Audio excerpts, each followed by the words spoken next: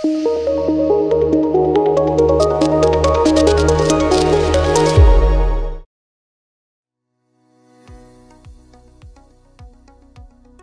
Viewers, నేను doctor Suma, consultant 39 fertility centre Vijayawada.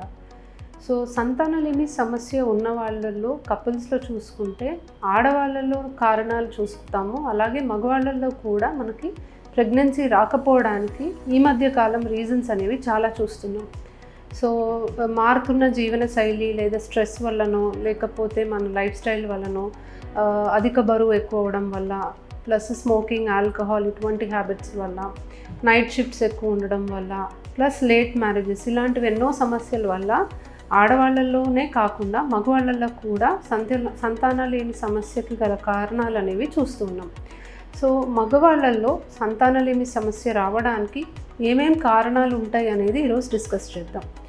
So మగవాళ్ళకి మెయిన్గా కణాలు అనేవి బాగుంటే సంతానలేమి సమస్య అనేది లేదు అని అనుకుంటాం. సో వీర్య కణాలు పరీక్ష చేసినప్పుడు రిపోర్ట్ అనేది నార్మల్గా ఉంటే దాదాపుగా ప్రాబ్లం ఏమీ లేదు అనేది మనం అనుకొని మనం ప్రొసీడ్ అవుతాం.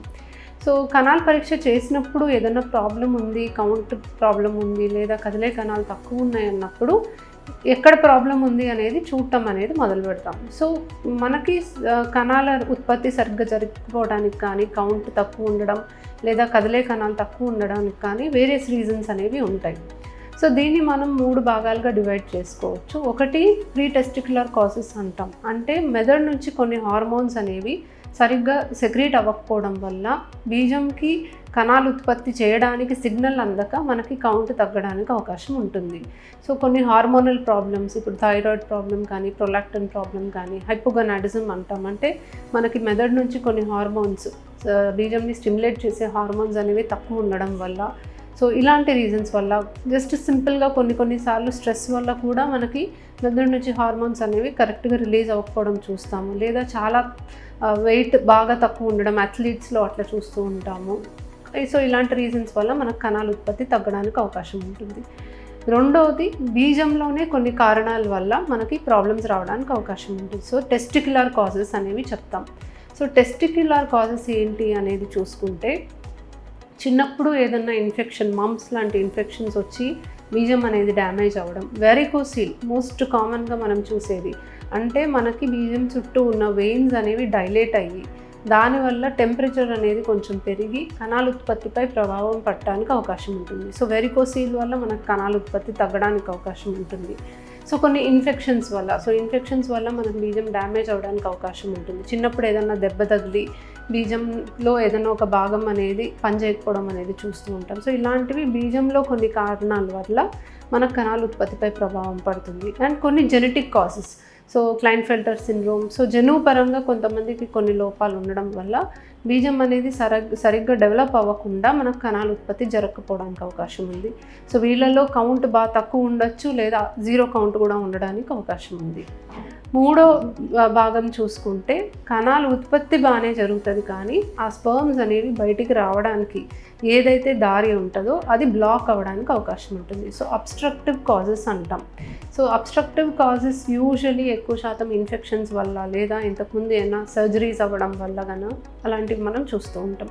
సో వీళ్ళకి కణాల ఉత్పత్తి బాగానే జరుగుతుంది కానీ ఆ స్పర్మ్స్ అనేవి బయటికి రావడానికి ఆ ట్రాక్ట్ అనేది ఎక్కడో బ్లాక్ అవ్వడం వల్ల మనకి కణాలలో తేడా అనేది కనిపిస్తూ ఉంటుంది. సో మనం వీర్య కణాల పరీక్ష చేస్తే దాదాపుగా మగవాళ్ళలో ఏదైనా సమస్య ఉందా లేదా అనేది తెలుస్తుందండి.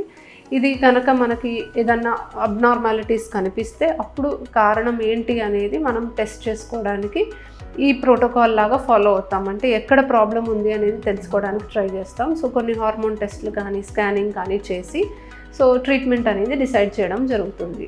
సో ఇవన్నీ కాకుండా సింపుల్ లైఫ్ స్టైల్ ప్రాబ్లమ్స్ వల్ల కూడా ఈ మధ్యకాలం స్పర్మ్స్ అనేవి తగ్గడం చూస్తాం. సో స్పర్మ్స్ తగ్గిపోయినాయి అనేది మనం టెస్ట్లన్నీ చేస్తాం, అన్నీ నార్మలే వస్తాయి, బట్ స్టిల్ స్పర్మ్స్ తక్కువ ఉంటాయి.